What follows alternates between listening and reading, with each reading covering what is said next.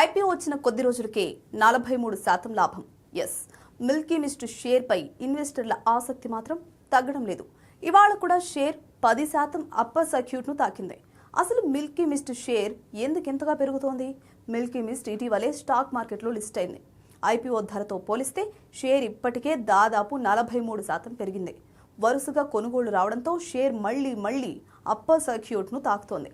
అసలు కంపెనీపై ఇన్వెస్టర్లు ఎందుకు ఇంత ఆసక్తి చూపిస్తున్నారు? మిల్కీ మిస్ట్ డైరీ ప్రొడక్ట్స్ మార్కెట్లో వేగంగా ఎదుగుతున్న కంపెనీ.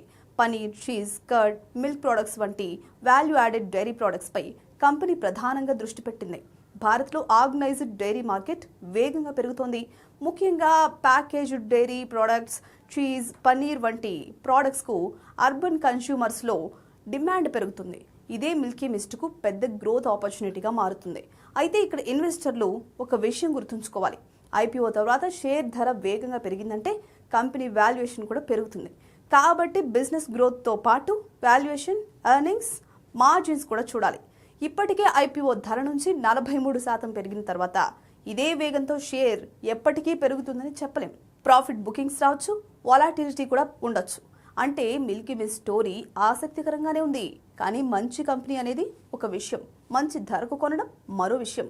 మరి మీ అభిప్రాయం ఏంటి? మిల్కీ మిస్ట్లో ఇంకా ర్యాలీ కొనసాగుతోందా, లేక ఇప్పటికే చాలా పెరిగిందా? కామెంట్స్లో చెప్పండి. ఇలాంటి IPO and stock market updates కోసం ఎన్టీవీ బిజినెస్ను ఫాలో అవ్వండి.